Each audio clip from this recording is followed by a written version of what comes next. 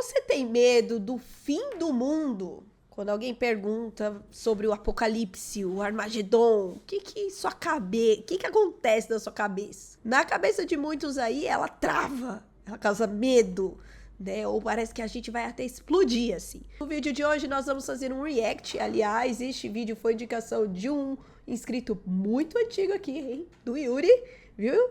Eu acho que a gente pegou o link certo, que você mandou lá pra gente. Então, nós vamos reagir aqui, que é um trecho de uma homilia do padre José Eduardo abordando sobre essa questão. Homilia essa teve uma grande repercussão aí nesses últimos dias, então nós vamos reagir aqui. Então, já aproveitando, você pode sempre sugerir temas aqui, só não tenha muita pressa, gente, porque às vezes a gente consegue atender rápido, às vezes não, tá? Inclusive, Matheus, não esqueci do vídeo dos neurodivergentes, tá bom? Estou preparando ele e eu não esqueci ainda, tá? Vai rolar, só tem um pouquinho de calma, tá? Aproveitando, não esquece que você pode sempre fazer os seus comentários, mas seguindo essas regrinhas aqui. Não esquece também do meu joinha nesse vídeo, de se inscrever no canal e ativar o seu sininho. Então é isso, bora para o nosso react.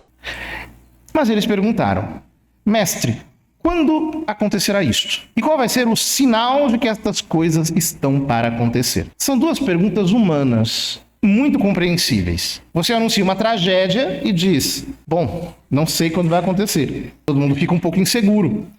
Então eles perguntam: quando? É a primeira pergunta. Segundo, qual o sinal? Como é que nós vamos saber que está perto de acontecer isso? A resposta de Jesus é esquiva. Ele não responde. Ele lhes dá uma advertência: cuidado para não seres enganados. Essa advertência do Senhor é extremamente importante. Porque, veja, quando nós falamos de fim do mundo, de tempos escatológicos, de grandes conflagrações, sempre aparece alguém com um discurso escapista, que diz assim: vamos para o interior, vamos fugir para o mato, vamos para a roça, vamos comprar uma chácara, vamos fazer... Gente, isso é verdade. Não vou me lembrar aqui exatamente do nome, mas foi um caso que, falando até abordando sobre o poder da comunicação, isso na época da minha faculdade, onde nós falamos lá da questão do, se eu não me engano, é do Orson Welles, que tem a questão da Guerra dos Mundos, onde ele fez ali a narração sobre um trecho da Guerra dos Mundos, onde os aliens invadiam tudo e tal. E aí as pessoas que estavam vindo, elas ficaram tão desesperadas que elas foram atrás de comida e foi maior caos. Teve gente que se matou, mas ele estava apenas narrando. Ele não fez igual essas pessoas que às vezes a gente assiste, que começam aí a falar: o fim do mundo é na próxima semana, porque Nossa Senhora veio e avisou que o fim do mundo é quando a onda atingir tal alto. Não, ele só estava ali narrando de que os alienígenas... Ele narrou tão bem que as pessoas ficaram totalmente desnorteadas, né? E eu lembro que esse assunto surgiu para mostrar o poder da comunicação. Por isso que a gente tem que tomar muito cuidado com aquilo que a gente comunica, né? Então, quando o padre José Eduardo fala isso, eu lembro muito das minhas aulas de comunicação e sobre uma matéria que chamava Teoria da Comunicação, que a gente aprendeu muito sobre essa questão de manipulação. Um poço artesiano, vamos criar galinha, vamos fazer o nosso refúgio. Sempre aparece alguém catastrofista querendo vender uma solução fácil. Mas quantas vezes o alarme apocalíptico não é usado como ferramenta de manipulação religiosa? Então pessoas impressionadas começam a falar de sinais de fim dos tempos, profetismos, aparicionismos, mensagens aterradoras, grandes previsões de internet, discursos sensacionalistas, terrorismo psicológico. E muita gente se deixa levar por causa disso. Quantas vezes já marcaram o fim do mundo? Gente, tem até aquele relógio que cada hora ele diminui mais, falando que é o fim do mundo. E isso acontecia muito quando a gente voltou pro canal e a gente falava das aparições. As pessoas ficavam bravas com a gente. Eu lembro da freira nordestina, tinha o Padre Oliveira. Que a gente vinha aqui e contestava o que tinha nas mensagens dele, porque não tinha lógica. Exatamente isso que o Padre José Eduardo mostra. Não tinha lógica. Porque o Padre José Eduardo até deu um exemplo aí. Jesus se esquivou das perguntas. E Jesus sabe muita coisa. Claro que nós sabemos que apenas o Pai sabe a data que o Filho do Homem vai retornar. Mas, né, que é a segunda vinda de Cristo. Quantas pessoas, elas não se esquivam. Muito pelo contrário, elas procuram isso. E hoje em dia tá muito pior porque elas usam aparições de Nossa Senhora, aparições de anjos, porque eu entendo disso, eu entendo daquilo. Eu sempre falo aqui que tem um vídeo no canal antigo, o áudio tá bem ruim, mas aquela história, quando a gente fala sobre esses temas, eu lembro exatamente disso.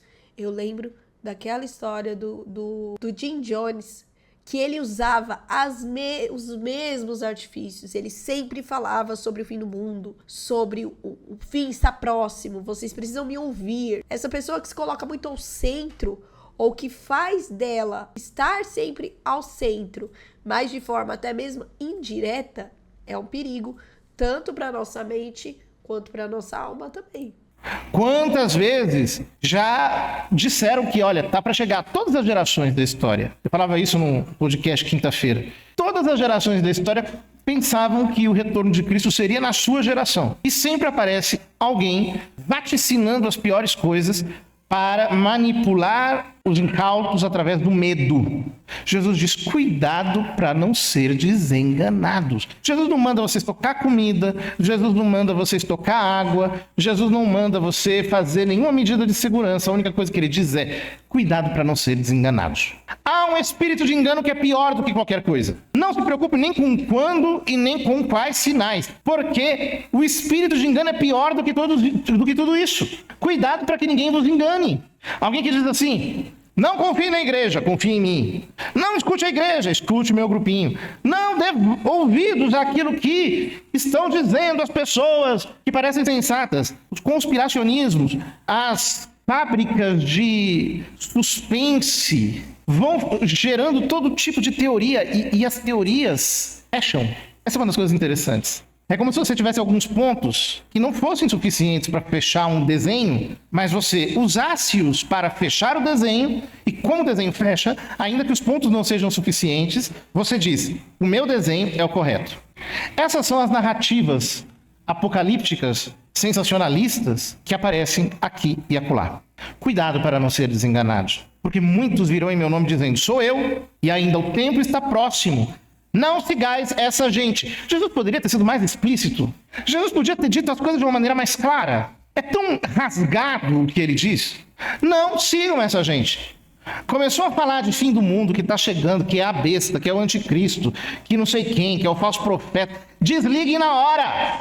Não sigais essa gente. Gente, aqui tá uma das coisas que a gente segue muito aqui. Eu já falei pra vocês, eu amo teoria da conspiração, eu amo saber de Apocalipse, aquele filme Armagedon, eu amo ele. Eu gosto dessas coisas, de pesquisar. Mas, quando é na nossa realidade, quando não é produção, quando não é livro, essas coisas, quando a pessoa começa com essa história, ou de colocar ela no centro, ou de corram para as colinas, porque a onda está vindo. Isso aconteceu muito durante a pandemia, porque realmente a pandemia, ela foi algo inédito na humanidade, né? E até muito mais na nossa geração. Muitos usaram disso. Eu lembro que durante a pandemia, eu deixei de seguir e de assistir muitas pessoas que eu acompanhei a minha vida inteira por conta de falas como essa.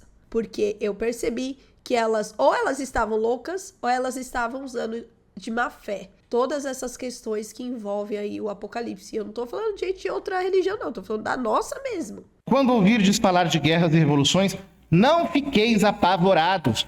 Minha gente, Jesus sabe o poder que o medo tem de paralisar o homem. Quando ele diz, não fiqueis apavorados, ele está dizendo, não se coloquem na mão de falsos profetas. Eles virão para causar medo e para arrastá-los através do medo. Não se deixe manipular. Porque essa gente constrói suas seitas com base na neurose que eles criam em vocês. Eles progridem às custas da tua ansiedade, do teu pânico. É preciso que estas coisas aconteçam primeiro, mas não será logo o fim. Não será logo o fim. E Jesus continuou. Um povo se levantará contra outro povo, um país atacará outro país. Haverá grandes terremotos, fomes e pestes em muitos lugares. Acontecerão coisas pavorosas e grandes sinais serão vistos no céu. Jesus está falando de fenômenos que são cíclicos ao longo da história. É muito interessante que as pessoas sempre dizem, né? Nossa, é a primeira vez que aconteceu um vendaval como esse. Bom, é a primeira vez desde que tem televisão que aconteceu isso. Desde que tem historiografia. Mas assim, são fenômenos cíclicos. As pessoas gostam de assustar a gente. Então, um dia um amigo meu mandou, olha isso, gafanhotos não sei aonde. Uma nuvem de gafanhotos. Fenômeno sazonal, acontece de vez em quando. Teve um outro que me mandou uma vez, rato de 5 quilos aparece na Tailândia. Eu me assustei um pouquinho, que rato de 5 quilos, vou te contar, viu? Haja gato pra perseguir. Mas são fenômenos, coisa que acontece, aparecem de vez em quando coisas um pouco fora do padrão. Nós precisamos manter a nossa lucidez, a nossa sobriedade. E digo a mesma coisa em relação a Papa, a Concílio, a Igreja Católica, porque pelo menos os comentários que nós recebemos desde que nós voltamos para o YouTube, elas seguem o mesmo padrão. O mesmíssimo padrão. Ou o padrão de meter o medo, de tipo, agora esse papa que tá aí, ele vai acabar com tudo, porque a fumaça de Satanás entrou na igreja, porque agora o anticristo está na Catedral de São Pedro, e que não sei o que, não sei o que. Ou é isso, ou é aquela confusão, que pega uma informação, pega um termo que é muito claro quando você estuda, quando você lê, a pessoa vem e deturpa. Aí quando você vai pra explicar, você é o que tá fazendo malabarismo. O culpado é você. Você tá fazendo errado. Muitas coisas que já trouxeram aqui, aliás, tinha até uns haters que desafiavam a gente, né? Quero ver vocês durarem mais de 2 anos. Já estamos bem mais de 2 anos aqui. E eles sumiram. Mas muitos deles falando que eles iam nos refutar. E quando a gente pega os...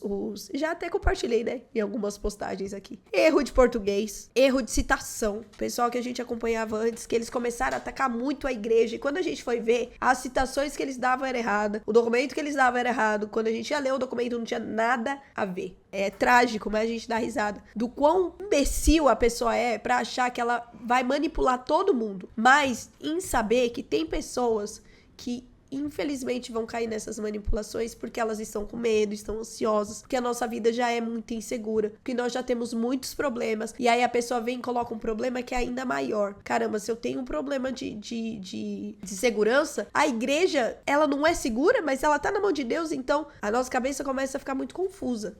Então sempre, podem ver, sempre usam-se muito as emoções. Quando o negócio vai pra emoção, para e analisa. Analisa que você vai pegar um erro. E hoje nós temos a desvantagem, não pensem que isso é uma vantagem, de acompanhar tudo em tempo real. Porque a pessoa está aqui e está perdendo sono por causa de algo que está acontecendo do outro lado do mundo sobre o que ele não tem o mínimo poder. Mas Jesus diz, antes, porém, que estas coisas aconteçam, sereis presos e perseguidos, sereis entregues às sinagogas e postos na prisão, perseguição dos judeus, sereis levados diante de reis e governadores, por causa do meu nome, perseguição dos romanos. Esta será a ocasião em que dareis martiria da vossa fé, em que dareis testemunho da vossa fé. Ou seja, o que Jesus está dizendo aqui não é para causar medo, ao contrário. Ele está dizendo, olha, vejam, vocês vão ser perseguidos, acusados, denunciados, mas não tenham medo disso. Porque isso tudo vai ser ocasião de manifestar a vossa fé. Fazei o firme propósito de não planejar com antecedência a própria defesa. Porque eu vos darei palavras tão acertadas que nenhum dos inimigos vos poderá resistir ou rebater.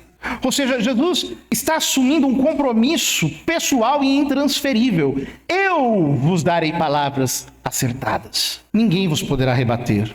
Sereis entregues até mesmo pelos próprios pais, irmãos, parentes e amigos. Portanto, não espere muito dos seus familiares. O realismo de Jesus é extraordinário. Não esperem. Eles matarão alguns de vós. Todos vos odiarão por causa do meu nome. Mas vós não perdereis um só fio de cabelo da vossa cabeça. Comigo eu sei que isso já vai acontecer.